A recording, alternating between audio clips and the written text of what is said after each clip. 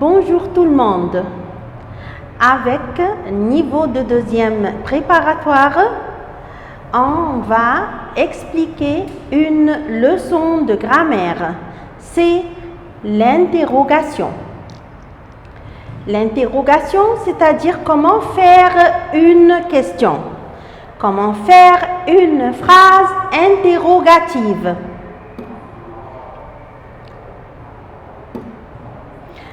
Comment faire une question. Il y a une question fermée et une question ouverte.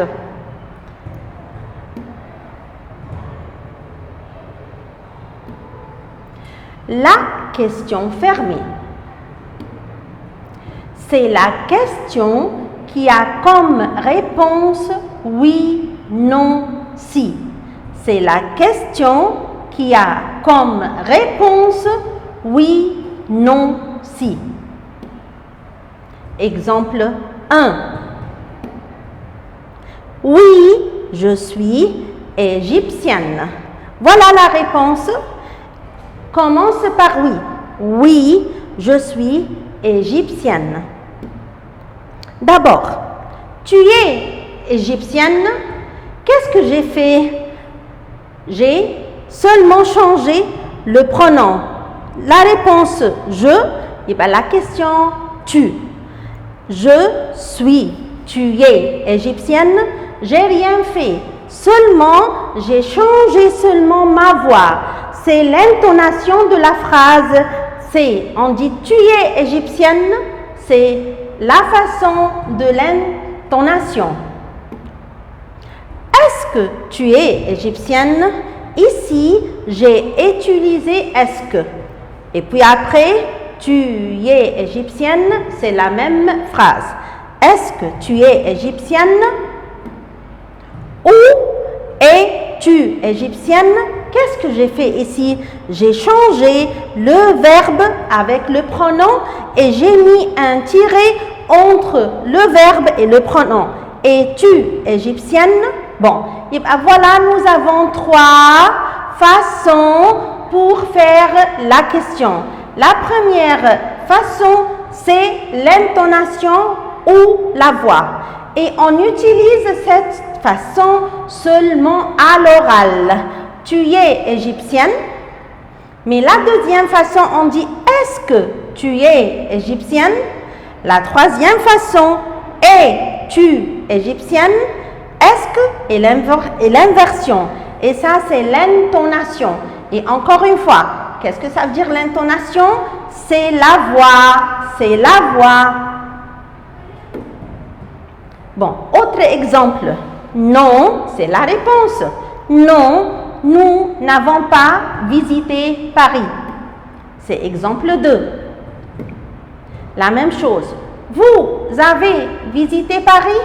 Qu'est-ce que j'ai fait? Rien. Seulement j'ai changé et nous, les vous. Et j'ai fait attention au verbe. Vous avez visité Paris?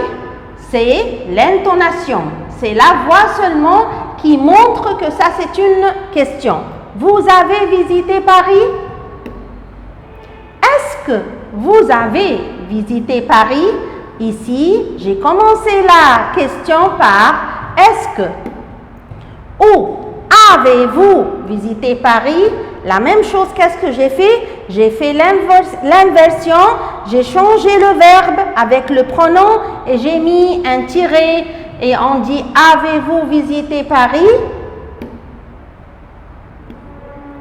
Exemple 3.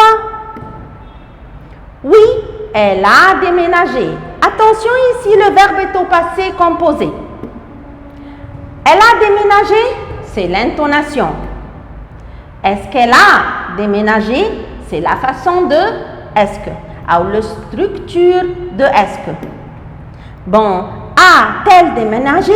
Ici, j'ai mis un T de liaison entre le A et le L, entre le verbe et le pronom pour bien lire, pour bien prononcer, parce qu'il y a 2 voyelles alors j'ai mis T de liaison pour bien lire. A-t-elle déménagé? Bon, exemple 4. Oui, Sophie est espagnole. Bon, ici, il y a un nom à la réponse. Il n'y a pas de pronom. Il y a Sophie. Bon, exemple 1 et 2 et 3, il y avait un pronom. Mais maintenant, il y a un nom. Faites attention. Avec l'intonation, pas de problème. On dit Sophie est espagnole. Est-ce que Sophie est espagnole? Mais avec l'inversion, il faut faire attention. On commence par le nom, Sophie, et je cherche un pronom qui remplace le sujet, ou qui remplace le nom. Le nom féminin, on dit elle. Sophie est-elle espagnole? Parce qu'il faut mettre un pronom après le verbe. Sophie est-elle espagnole? Exemple 5. Si j'ai fait mon devoir. Ici, la réponse commence par si. Et si égale oui. Mais on utilise si quand la question est à la forme négative. Voilà. Tu n'as pas fait ton devoir. Voilà, regardez la question. La question est à la forme négative. N'a pas. Tu n'as pas fait ton devoir. Si j'ai fait mon devoir. Est-ce que tu n'as pas fait ton devoir? La façon de est-ce que ou la structure de est-ce que et aussi la question est à la forme négative. Est-ce que tu n'as pas fait ton devoir? N'as-tu pas fait ton devoir? Attention, on a mis un apostrophe avant le verbe et le pas après le pronom. On dit n'as-tu pas fait ton devoir? Bon, maintenant, c'est fini. On a expliqué la première façon de poser la question, c'est avec la question fermée. C'est la suite de la leçon. Le fois passé, nous avons expliqué la question fermée. Mais aujourd'hui, on va expliquer la question ouverte. La question ouverte, c'est la question qui commence par un mot interrogatif, comme qui, que, quoi, où, quand, combien, pourquoi, comment. Bon, on choisit qui toujours pour les personnes. Qui toujours remplace le sujet. On dit qui joue à la récréation. Mais que et quoi c'est la même chose. Mais on utilise que et quoi pour les objets. On dit tu fais quoi? Je mets quoi à la fin de la question. C'est la façon de l'oral. On dit tu fais quoi? Tu fais quoi? On ne dit pas que tu fais. C'est pas bien de dire que tu fais. On dit tu fais quoi? Ou qu'est-ce que tu fais? Ou que fais-tu? Numéro 1, la première question, c'est l'intonation.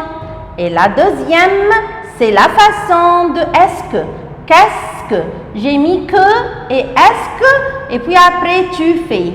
La troisième façon, on dit que fais-tu. C'est l'inversion. J'ai mis le verbe et puis après le pronom. Que fais-tu? Qu'est-ce que tu fais? Tu fais quoi? On met le mot interrogatif. On préfère de mettre le mot interrogatif à la fin de la question à l'oral. Tu fais quoi? Où? On utilise où avec le lieu.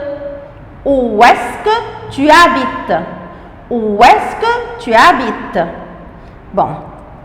Quand? On utilise quand on demande le temps. Quand sors-tu de l'école? Combien? Combien pour la quantité? Combien de livres est-ce que tu as? Pourquoi? On utilise pourquoi pour la raison. Pourquoi apprends-tu le français? Comment? Pour la manière. Comment sont-ils venus? Comment sont-ils venus?